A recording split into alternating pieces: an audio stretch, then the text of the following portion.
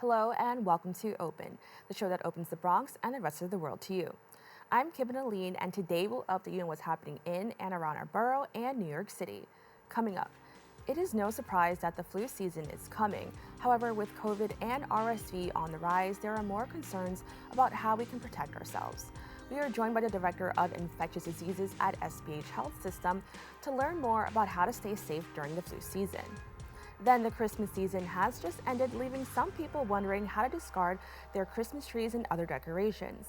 The deputy editor for special projects at Consumer Reports shares some care tips about your holiday decorations.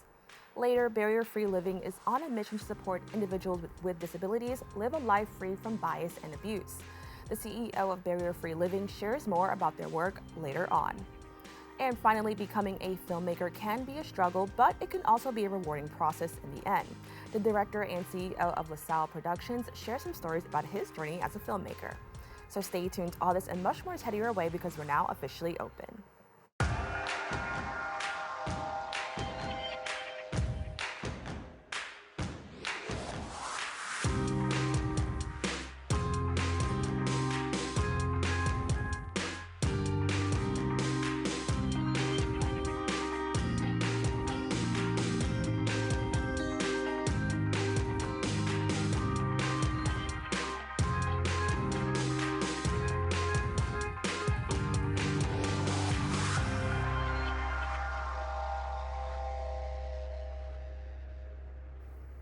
Hello everyone, I'm Kibin Alleyne and today is Tuesday, December 26th. We hope everyone has enjoyed their holiday. You are now watching Open, a program that brings the Bronx and New York City straight to you. Don't forget to stay connected with us via social media at BronxNet TV. Before we dive into our program, BronxNet is thrilled to mark 30 years of positive impact in the Bronx. Our latest venture, the BronxNet Media and Technology Studios in the South Bronx, represents our most significant step yet in bridging the digital gap. However, we can't do it alone. We need your support. Your contribution ensures access to cutting-edge studios, top-quality equipment, and professional development opportunities for individuals of all ages in the Bronx. Join us in shaping a brighter future in technology and media. Let's work together to make the Bronx a better place for everyone. Donate today at bronxnet.org/donate, and let's create a lasting impact together. As we enter the colder months, the risk of respiratory viruses such as the flu and COVID-19 are more likely to increase. Dr. Judith Berger, Director of Infectious Diseases at SBH Health System, joins me now to discuss the importance of vaccines and what you can do to stay healthy this winter. Doctor, thank you so much for joining me. Thank you. Now, what can we, overall, what can we expect this flu season? Well, the flu season has already begun. Here at St. Barnabas, we're seeing an increase in flu already, in addition to COVID and RSV. So flu season is open. Okay, so that's very interesting. Can you explain? Usually, I always associate the flu season with winter, and usually people often think about the winter time as a time for the flu. But can you just actually talk about, when it actually starts and, maybe why this year we may see it go on for longer in comparison to others? Okay, so the flu actually we see all year round, though we only see sporadic cases. But starting in the fall, sometime, we begin to see flu. And we never really know when it's going to begin. Sometimes we say it's starting sooner, sometimes we say it's starting later. So this year we really began seeing the flu starting in late November into early December. And the New York State Commissioner of Health has already declared flu season. I think it was as of December 6th. Interesting. Thank you for sharing that. Now, although we've come a long way from the pandemic, COVID still lingers. Can you talk about the similarities between COVID and the flu, and does it look the same as it did a few years ago? Meaning, I know that when when COVID first came out, a lot of people were, afraid and compared it to the flu. Is it the same thing that we're seeing now? So, initially, and unfortunately we all went through that, we had a very severe, in the surge of COVID, people were very, very sick. At that time, even in the milder cases, we saw a lot of loss of taste and smell. Now, you can see that with other viruses, but it was very characteristic of COVID to have that. We are still seeing that, but much less. The COVID that we're seeing now is everything, of course, across the spectrum from mild disease to severe disease. But we have less patients hospitalized in the ICU and less deaths than we did. And the reason for that is manyfold. But one of the reasons is, of course, COVID vaccine.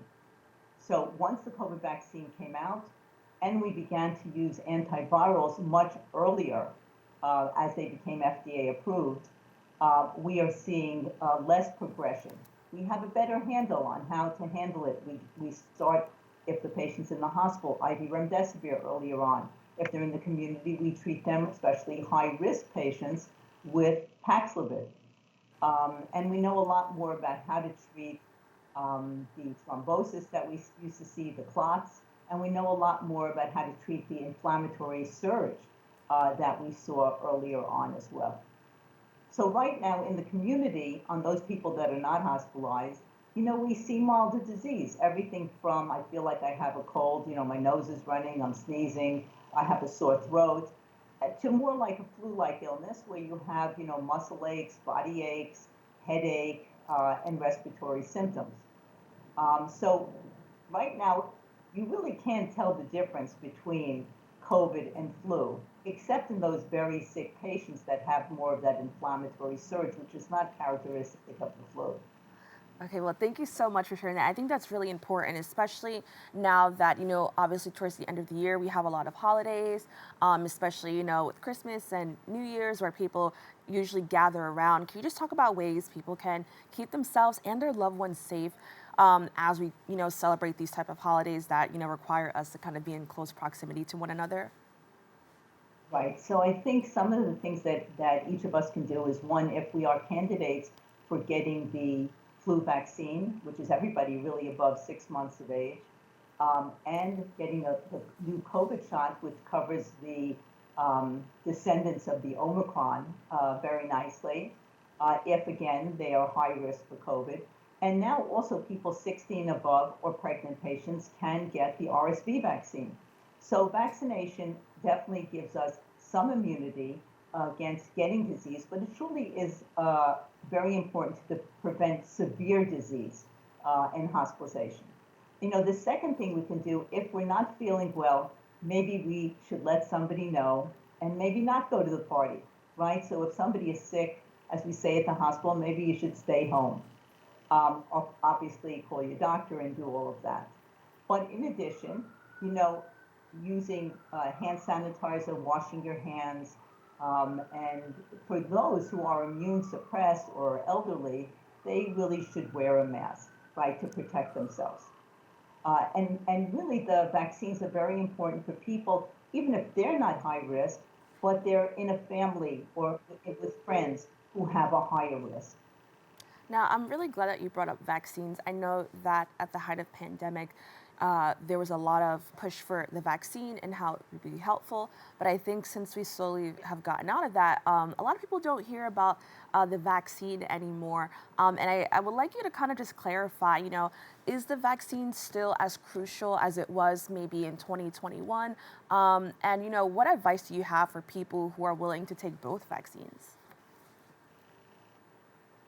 Okay, so let me address the last thing. You can take these vaccines at the same time, and there hasn't been found to be a higher risk from the vaccines. Having said that, each vaccine has some side effects, and you may not feel well. And of course, each individual is different. So someone can choose to get them all at the same time, or they can get to choose them separately. Okay. Um, No, you can continue. Okay, so as far as vaccines, vaccines became very political. We all know that. And some people fall on one side or the other. Having said that, I am a believer in that we maintain our immunity to protect ourselves and those around us against severe disease and hospitalization and even death.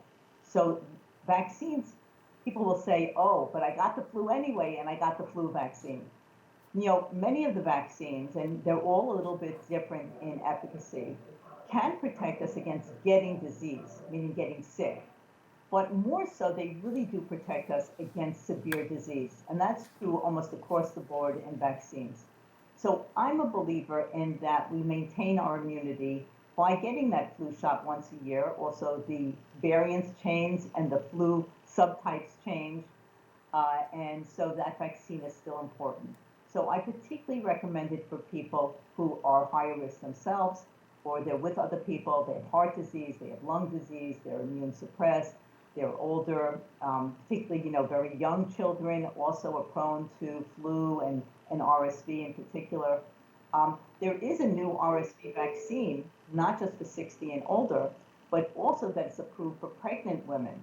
And they get it in the third trimester, and that protects their children that are newborns from getting RSV, which can be very severe in very young newborns. Now, can you expand a little bit more on RSV? I know we talked about the flu and COVID, but I don't think as many people are familiar with RSV. So can you just talk a little bit about that and how it's impacting our health or impacting public health as we approach the season? Right. So RSV is respiratory syncytial virus, and it also causes I'll call it a flu-like illness. But in children, it can cause what's called bronchiolitis. I'll call it a croup-like illness.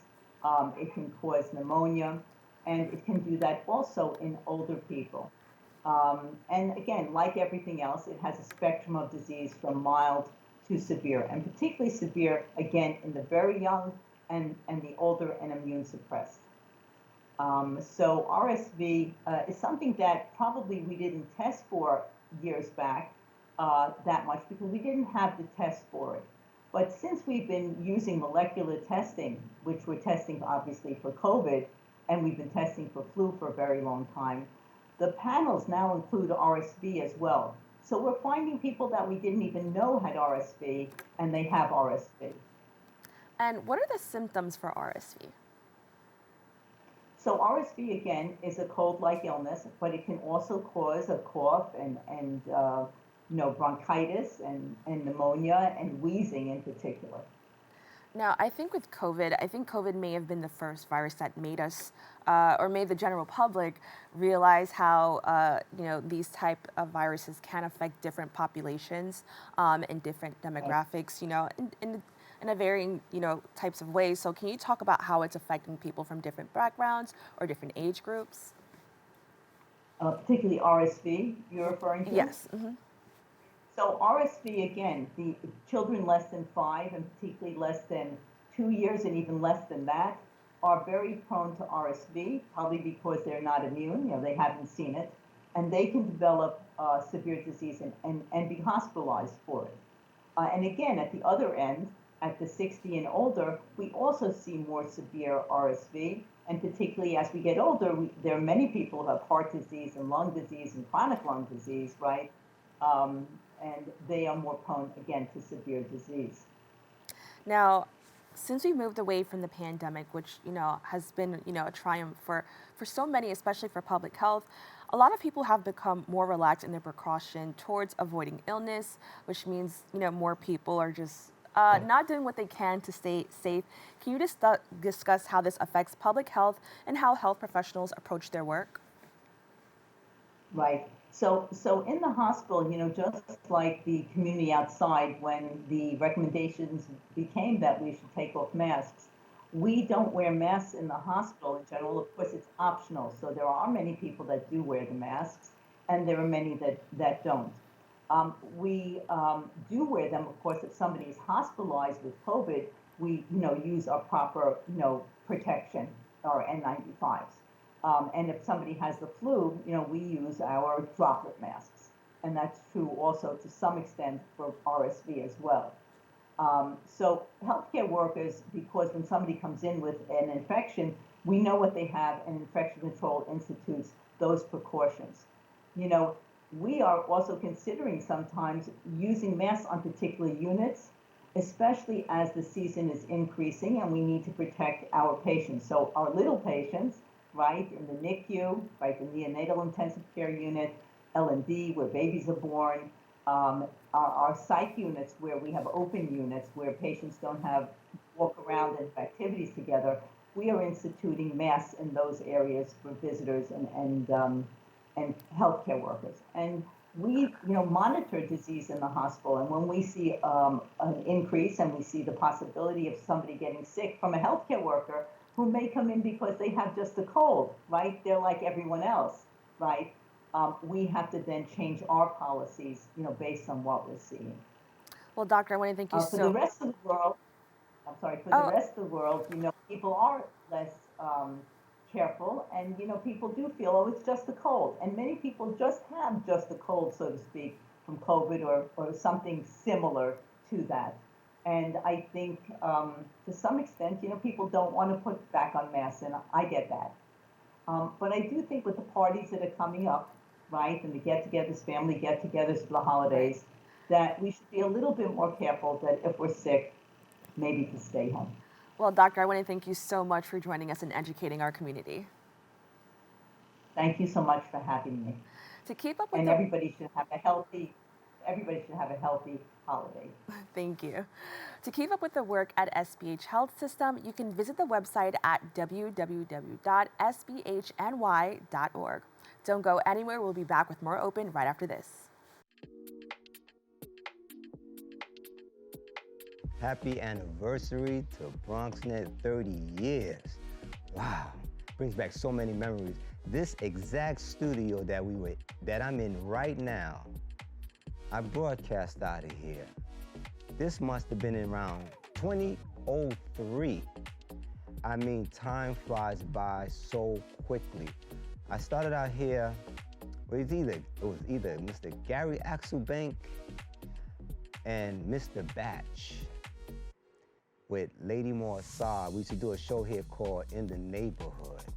And I brought so many different guests on this show. To be able to bring your voice to the community is very powerful.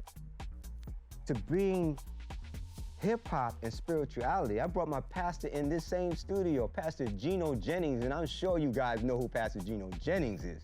That's rough. And some disciplined teaching. BronxNet is something that we need to uplift our communities, because this is a platform that we can come, and if you have a vision that's in your mind going into your heart, you can use it to do uplifting things for your community.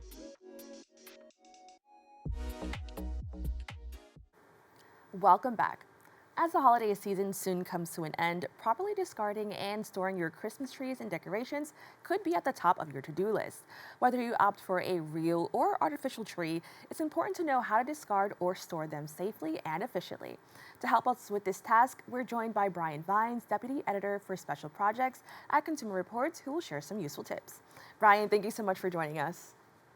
Thanks for having me back, Kibin. Of course, it's wonderful to have you here, and I'm so excited about the topic today. Now, for my first question, I know that this could be, I guess, a little bit controversial, or everybody has their own opinion on this, but when should people begin to look into actually taking down their Christmas tree? Okay, I had an aunt who put up her Christmas tree the night after Thanksgiving and took it down the day after New Year. But she had a manufactured tree, as they call them in the industry now. So she was on a schedule. But they generally recommend that if you have a living Christmas tree, a formerly living Christmas tree, that you should keep it around for about 6 weeks. But maintenance is important if you want to keep that tree viable for 6 weeks and not shedding all over your place. Well, thank you so much for sharing that. As somebody who's never had like a real tree, that was something that I did not know, which kind of leads into my next question. If you do actually have a real Christmas tree, what is the time frame that it should be out of your house for proper disposal? I didn't have a real Christmas tree until I was like way into my teens. We lived in an apartment my whole life, and the tree lived in the back of the closet, and we'd pull it out. But for those of us among us, 80% of folks actually have artificial trees. So we're in the majority, Kibin. We got the big problem. But about 25 million trees were sold last year, so they're expecting about the same. But keeping those trees means that you have to water the tree. And it's good in the 6 to 7 week time frame for you to keep it in your house and be safe. Now, water is essential because when those trees are cut fresh, about half of the weight of the tree is actually just water. So it takes a lot of water to keep that tree viable and make sure it's number one, not shedding leaves, but even more importantly than that, that it doesn't become a fire hazard for you in your home. Because we've seen on the news across the country when trees dry out and you got those lights on and they can be warm, it can actually start fires. So it's very important for safety that you keep that tree hydrated, whether you're using a humidifier, which is always great in the winter because it's so dry outside. And if you have on a humidifier, just like in the summer when it's so humid, it helps you feel more comfortable. So no nosebleeds or dry skin, and it keeps your tree viable. So humidity or spraying it and making sure you water your tree is super important. And I actually found a recipe for Christmas tree water that can help keep your tree viable for as long as possible. Yeah, so can you actually tell us about that recipe? And then overall, what is Christmas tree water? And I guess expand on about the benefits of it.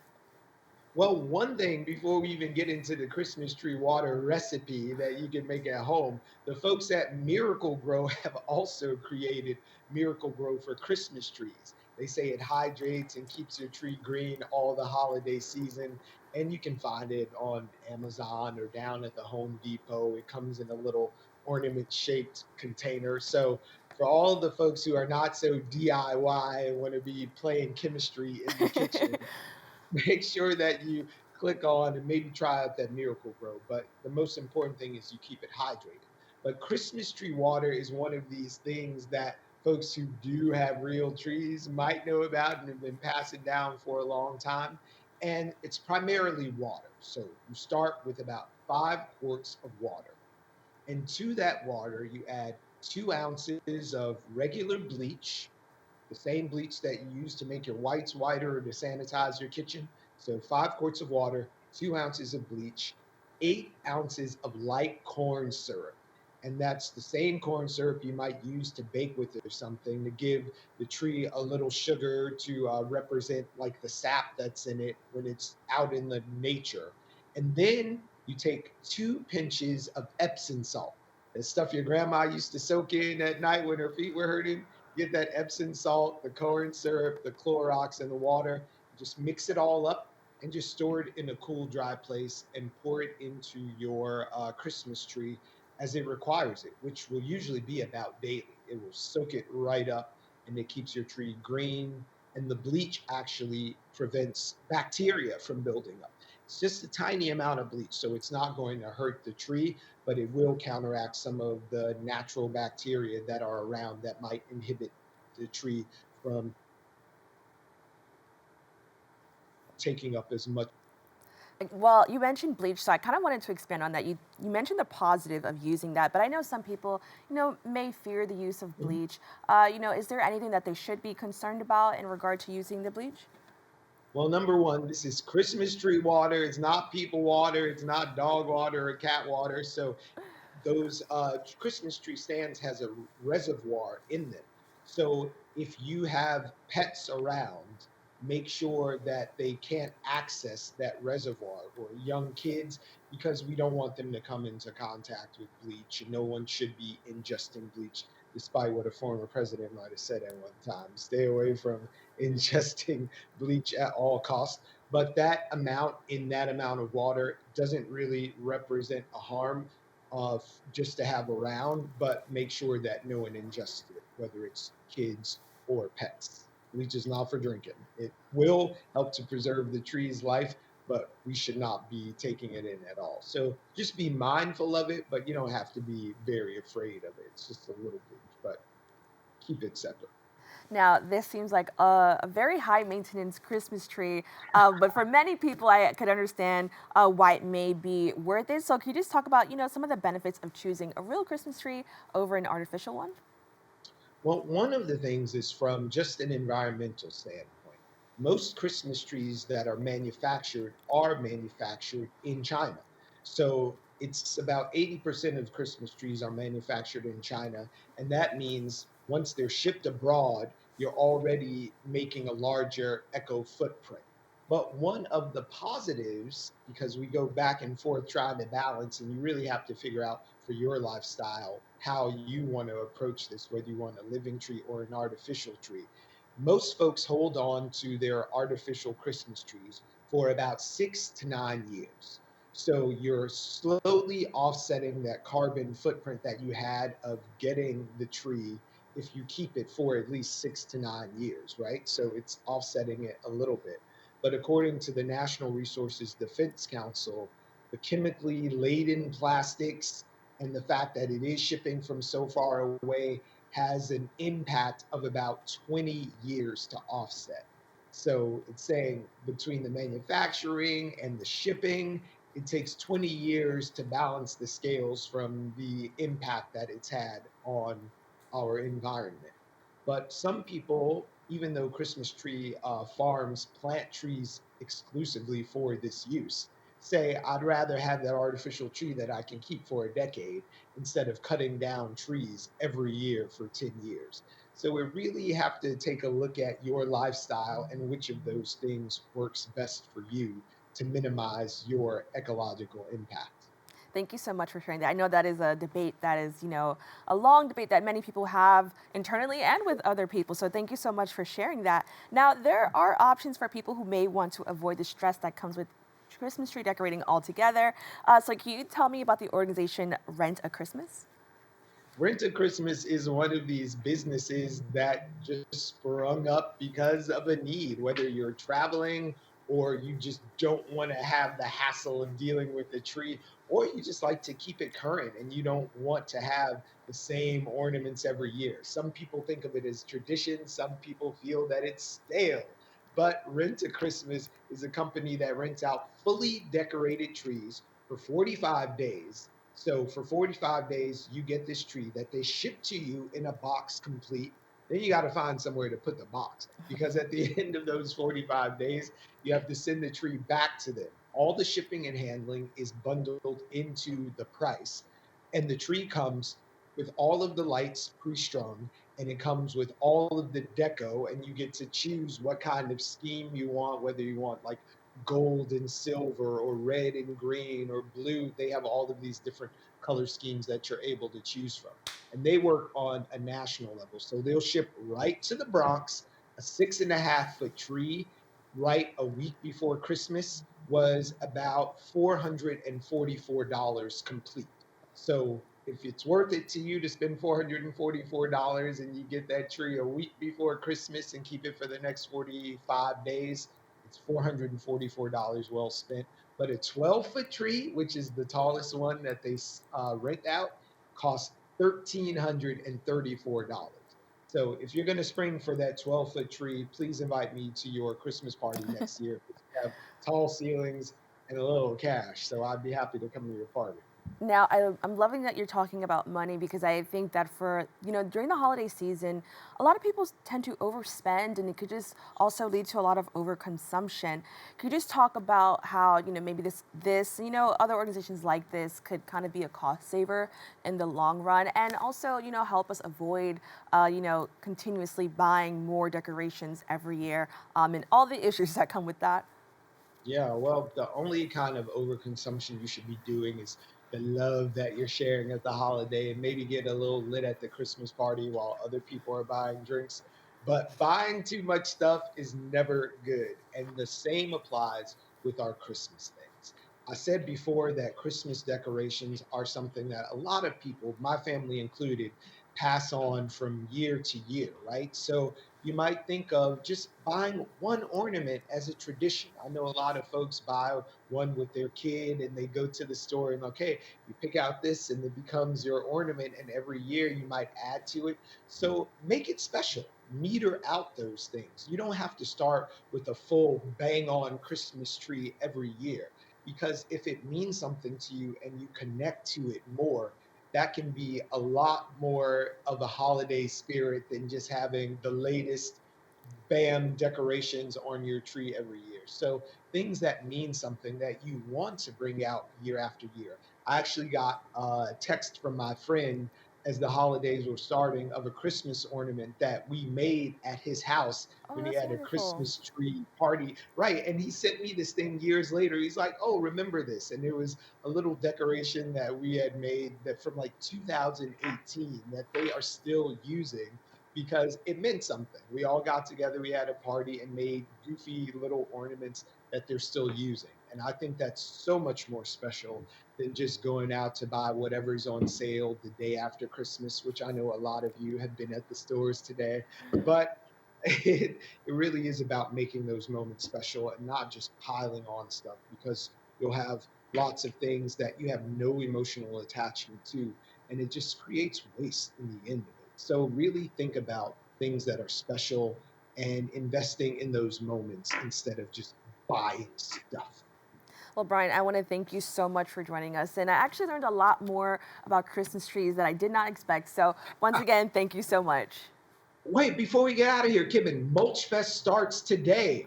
Take those live Christmas trees if you're a live Christmas tree person and get to a New York City park and make sure that you turn that Christmas tree into mulch. Last year they had 58,000. This year we're hoping to break that record. So Mulch Fest is happening at Soundview Park, at Metropolitan Oval Park, Chester, Van Cortlandt Park, so many parks around. Take your tree there and turn it into mulch to benefit New York City trees. Thank you so much for sharing that. I truly appreciate it. All right, have a great day. Now, if you were interested in the rental Christmas decorations that were mentioned in this interview, you can find more information about that at www.rent-a-christmas.com. And don't forget to keep up with all the amazing work from Consumer Reports at www.cr.org. Don't go anywhere. We'll be back with more Open right after this.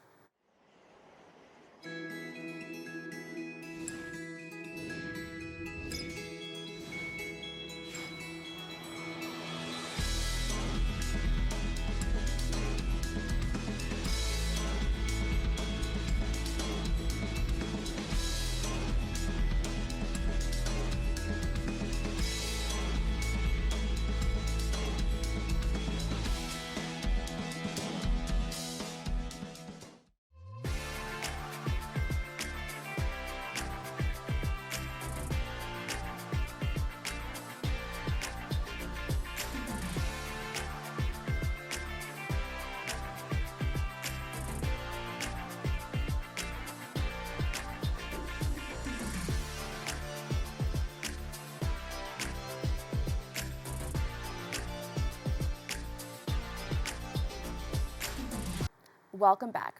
Barrier-Free Living, formerly known as Project Outward Bound, is an organization that tackles the issues of abuse towards people with disabilities. The organization launched successful programs and has become a leader in working with survivors of domestic violence. The Chief Executive Officer for Barrier-Free Living, Cynthia Amodeo, joins me to discuss the organization's work to achieve a barrier-free world and ways to approach domestic violence issues. Cynthia, thank you so much for joining me. Thank you for having me today. Now, before we talk about BFL as we know it today, can you just give us a little bit more background about Project Outward Bound? Sure. We started over 40 years ago as a research project working with people with disabilities, newly disabled, and integrating back into the community. And what we learned from them was that housing was a big issue. There was a big population of people with newly disabled who were homeless. So that's how Barrier-Free Living started. We bought a small schoolhouse down on the Lower East Side, and we started the first transitional housing program for people with disabilities who needed 24/7 home health aid.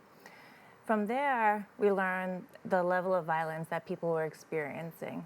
So we started Secret Garden, which is a program that we currently have today, and that's a community-based program for people with disabilities, and we offer domestic violence and sexual assault counseling, case management, and occupational therapy. But from there, we learned the issue that the domestic violence shelters were not accessible for people with disabilities. So we built Freedom House, which is the first fully accessible, ADA accessible domestic violence shelter in the country, and currently in New York still. And what we learned, again, we're always learning from the people we're serving and building and growing, is that about 20% of people who are living in our shelter needed supportive housing to be successful in the community. So we built Barrier-Free Living apartments, and that we have 2 buildings there. We have 50 units for families with disabilities, and we have 70 units for singles with disabilities. And that's like you or I may rent from a management company. The difference there is that we have social workers on site to support the survivors maintain their housing.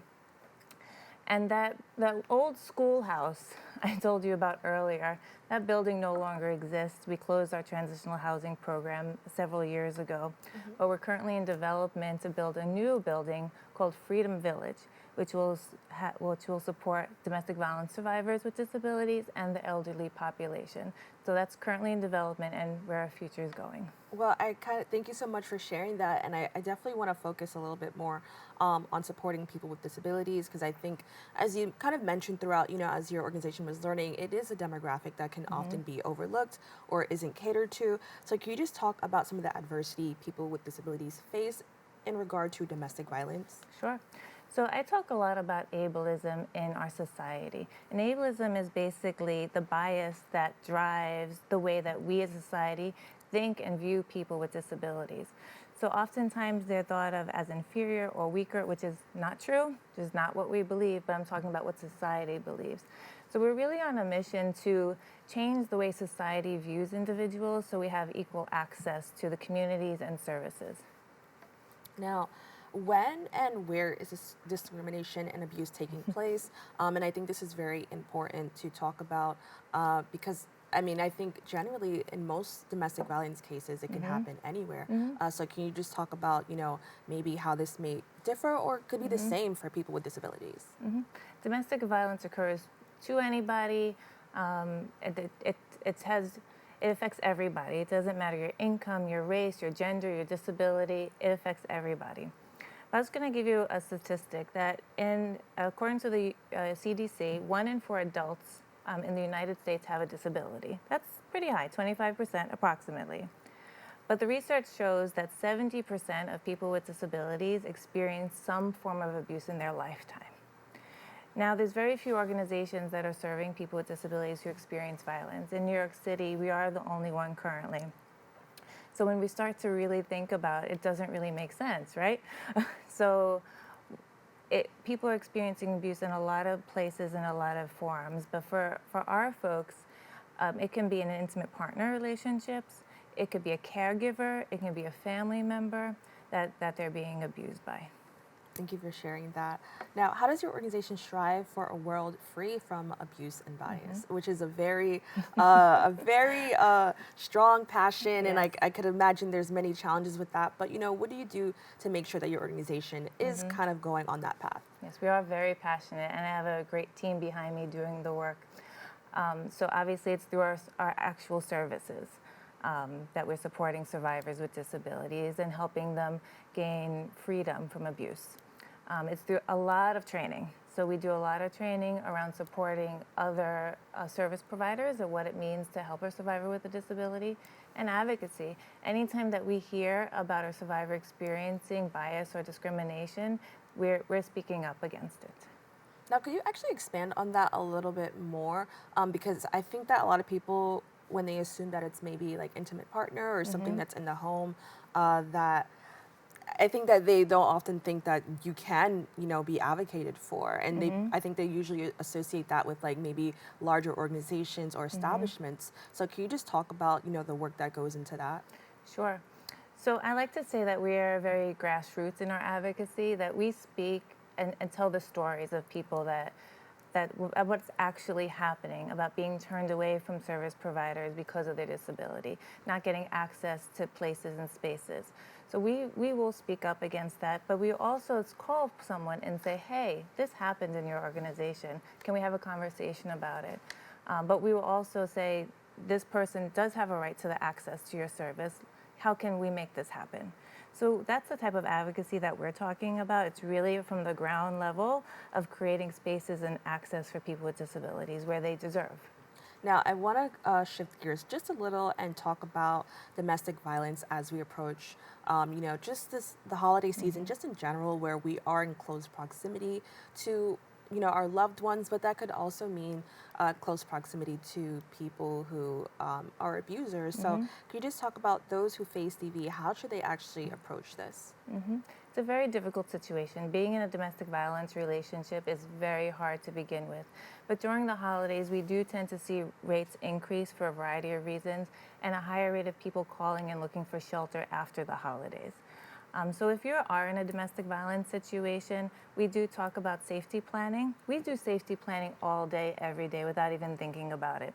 We tell our friends where we're going. We think about the transportation system, how we're going to get to our next destination so we get there safely. So when we're talking to survivors about safety planning, we're doing something very similar.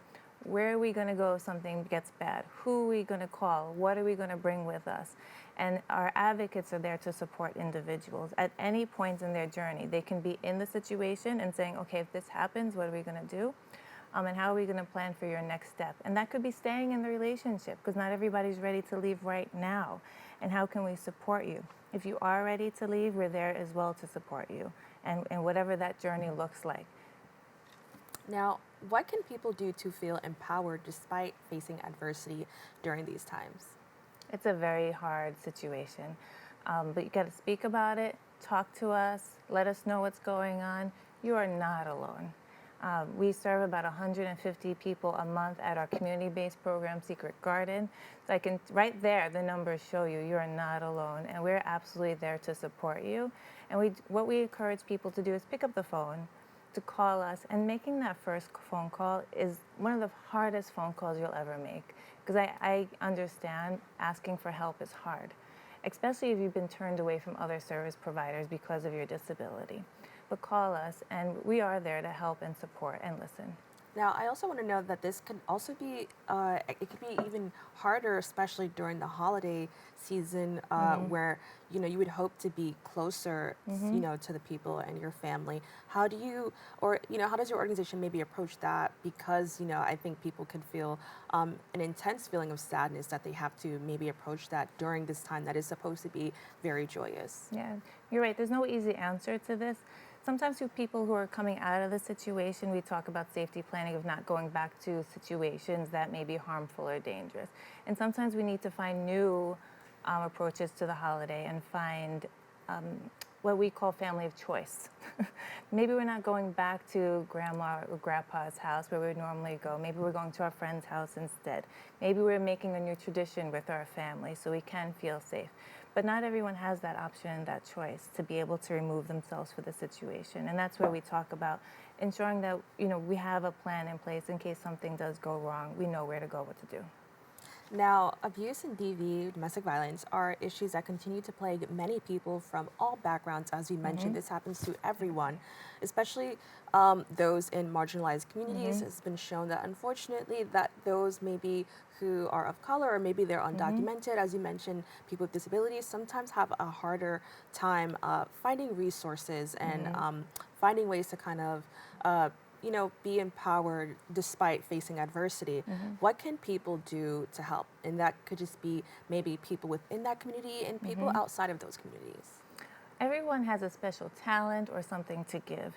So we get lots of phone calls and emails about people wanting to support our mission. Give us a call, let us know what your talent is, and we're happy to hear it, to see how we can support that. Some people donate money and goods. That's also helpful.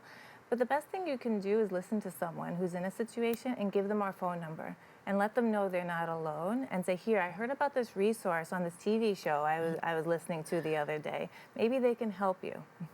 Now, what I understand that you offer so many programs. What can people do to find out which program may be right for them? And, when they do make that hard phone call, what is that experience and process like for them? The first step is really calling our Secret Garden hotline. That number is 212-533-4358. We also have a chat line on our website at www.bflnyc.org, Barrier Free Living, NYC. You can also email us at info@bflnyc.org. And you tell us what your situation is, and we'll help guide you. You don't have to figure it out for yourself. Well, Cynthia, I want to thank you so much for joining us and having this very important conversation, especially during this time, because I feel that is definitely needed, so thank you. Thank you so much for having me today. For more information, you can visit the website at www.bflnyc.org. Don't go anywhere. We'll be back with more Open right after this. 19.7% of Bronxites currently experience food insecurity. Meanwhile, instead of these nice, colorful foods, this is the best food that they have access to. If this sounds like you, there are a bunch of resources to get healthy food for free or cheap. If you want to help, you might consider donating or volunteering in one of these places. Community fridges like this one are all over the city and allow New Yorkers to conveniently donate extra food to people who might need it. Go to this link and find your nearest one. Food banks and pop-up events like these provide millions of healthy meals to families in need. These organizations are distributing meals to Bronxites as we speak and are always accepting donations and volunteers.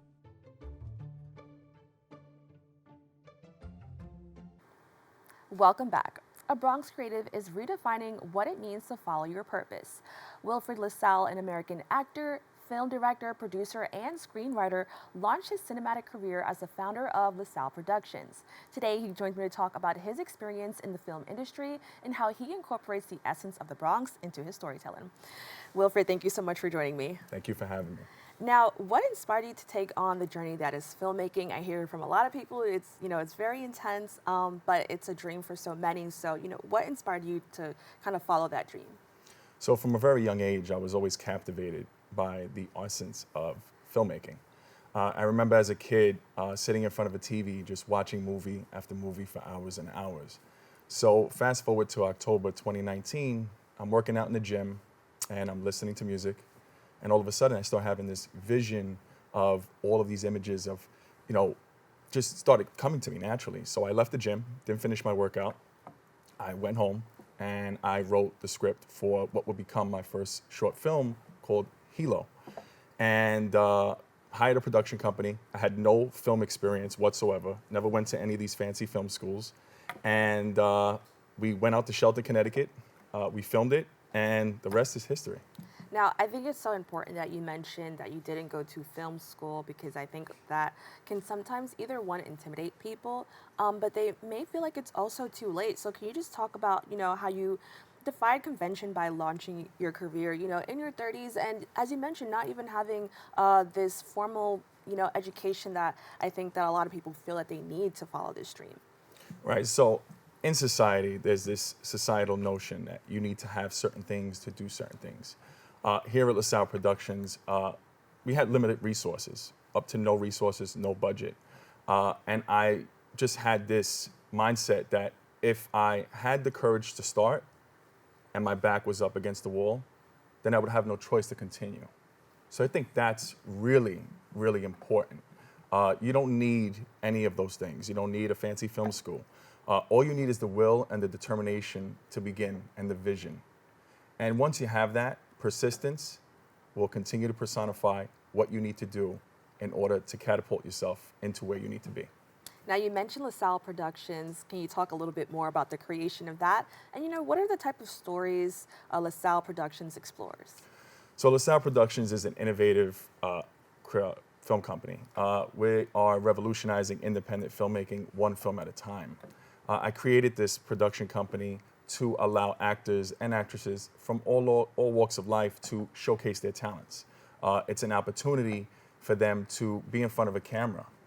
Say they're working on like a big production and they're not seen because they're doing background work. Well, my company allows them to come in and we have a camera, we give them a principal role, and they're allowed to showcase their talents on my production. Now, once that happens, we put the films on Amazon Prime, they're given their reels, and then they're able to shop for agents, creating other and bigger opportunities for them. No, I think that's so amazing. Yeah, I didn't know that, not only were you, in ways helping yourself and kind of following this dream, but you're helping smaller actors and actresses. And I want to talk about, you said that they're from all walks of life, which I think it's a great opportunity to talk about the Bronx and, how sometimes people from the Bronx aren't always represented in the mainstream, films and TV that we watch. So can you just talk about like how your organization kind of, notices that and paves the way for a lot of these Bronx creatives to kind of thrive? So when you come from the Bronx, like you said, there are a lot of negative perceptions associated with the Bronx. But I'm hoping to change that. About 60 to 70% of my films are filmed in the Bronx by Bronx actors and actresses. So we use iconic locations. We shot in Bronx High School of Science. Outside of there, we've shot on the Cross Bronx Expressway. I think that that's very important. I think to kind of change the negative stigma, you know. So I'm hoping that my company can do that and show people the good side of the Bronx and what can come out of it in a positive way. And I want to expand on that a little bit more because, as I mentioned on this show, we talk about the Bronx a lot, and there's always so many obstacles. And I could imagine that there are maybe some challenges being a Bronx independent, film creator, which we will talk about. But what are some of the benefits of being a Bronx creator and working in this borough? There's so many advantages, I got to tell you. So there's a certain grit and a certain realness to people who come from the Bronx, And I think that only they can have those experiences coming from the Bronx. And it's something that's embedded in my stories. I use my experiences to help translate into my films. So whether they're good, bad, no matter what they are, the Bronx has helped me use those experiences to help create my films. Now, do you think the Bronx is represented in the world of film? I know we talked about actors and actresses, but even maybe like just the setting of a movie. Do you think the Bronx is represented in film, or do you feel that we're a little bit more underrepresented? I think we are very underrepresented. I'll tell you this, especially within the Latino community. I'm Latino, and I think that we're really not. I think that we need more diverse portrayals of Latino actors and actresses, and I'm hoping to change that. I'm hoping that when people see my films, they say, "Oh, wow, that's awesome. He's incorporating this, or he has that." And so, to answer your question, no, I don't think it is. And again, I'm hoping that does change because there are so many talented Latino actors and actresses, and the Bronx is full of so much culture and diversity. So that's number one, and that's key. Right. Now, I want to talk a little bit more about you. You take on many roles in the world of film. So how do you balance taking on the role of a director, actor, screenwriter, and so much more? And how do these different roles kind of impact, what we see on the screen? I can tell you that it's very stressful. But what helps me is you have to be a good problem solver. I think that is key in this industry. And what helps alleviate a lot of the stress in taking on those roles is being able to delegate specific tasks to cast members while I'm on set. And that really helps take a lot of the pressure off of me. Say a cast member isn't in the scene. So we'll have one of my cast members come in, he'll hold the boom mic, I'll have another guy do script supervisor. Those small things are huge when it comes to taking on all of these roles because it can be a lot. It really can. Now, I love that what you just mentioned, that they could take on another role, which is an educational opportunity.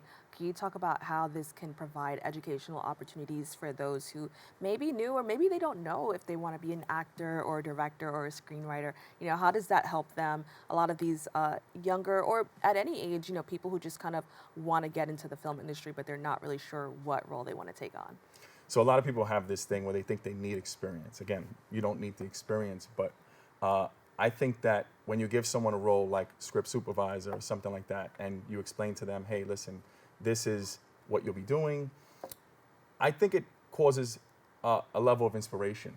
Because if you take someone out their comfort zone, they're kind of forced to either grow to a level where it's complex. Because if you have an actor who isn't in the role in the scene, and then he comes on and he's like, this is something different than what I'm used to. It may give him a different perspective and say, you know what, I never thought about being a script supervisor, but this is cool, and it gives them another opportunity to say, all right, not only am I an actor now, I can add this to my reel and my resume. So I think that can also create a different level of educational opportunity for them besides acting. Now, can you talk about your latest project, Oculus? What is that about, and how did that kind of come to life? Oculus is my first sci-fi action horror film. It introduces a character by the name of Zia Laney, who's played by the very talented Tara Beavers, who's one of my actresses from PA, who drives 4.5 hours for each shoot. So Zia Laney ends up losing her son tragically in the film. And Zia ends up dying in the film, and she enters what's called the Oculus, which is like an afterlife purgatory. There she becomes the leader of the Suits.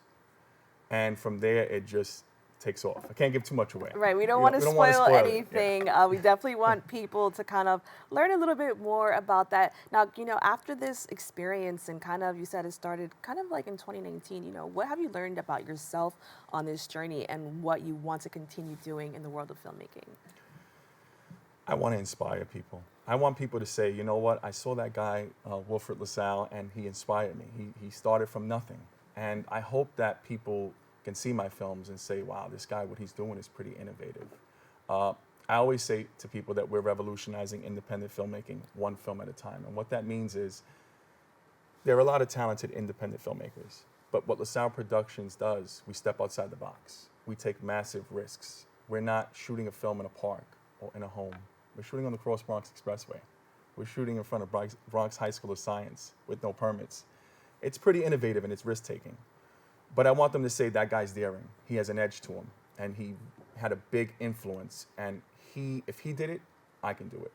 And I always live by this quote that goes, in order for a man to know where he's going, he must first know where he has been. That quote has stuck with me for a very long time, and it continues to stick with me. Now, can you quickly just let us know, I think what you said about independent filmmakers is so important. Do you think now, as a society, especially in the film industry, there are more open to independent filmmakers, and there's like a higher chance of, being successful and kind of going on to bigger things? Absolutely. After the SAG strike, I don't know if you're familiar with the SAG strike, that pretty much opened up the floodgates for independent filmmaking. I remember they were working without contracts, and I think that was a big opportunity, especially for my company, to be on the forefront of it and reap the benefit of it. I think people now are more susceptible and more accepting to independent filmmaking, especially now like with platforms like Amazon Prime and Tubi now allowing independent filmmakers to place their films on their websites and on their platforms. So I definitely think there is a great opportunity for independent filmmaking. And I also agree. I think this is an exciting time to kind of, take advantage of, the internet and social media and, how you can kind of get your work out there. Can you quickly just let people know how they can watch and support your work? So you can go to my website at lasalleproductions.com, or if you're interested in checking out any of my films, Graves is available on Tubi. We're available on Amazon Prime. Oculus will be available on Amazon Prime in April of 2024, and then months after, it should be available on Tubi and Peacock and other streaming platforms.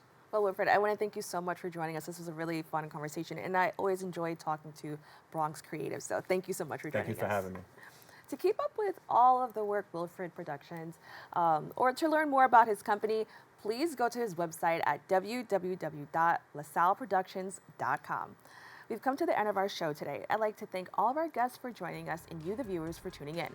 If you missed any part of today's show, you can catch the Recable cast on Optimum Channel 67 and Verizon Fios Channel 2133, or watch anytime on the web at bronxnet.org. You can catch a brand new episode of Open with Darren Jaime on Wednesday and with Rena Valentine on Friday. I'm Kibin Alleyne, wishing you your safety and wellness now and always. See you next time.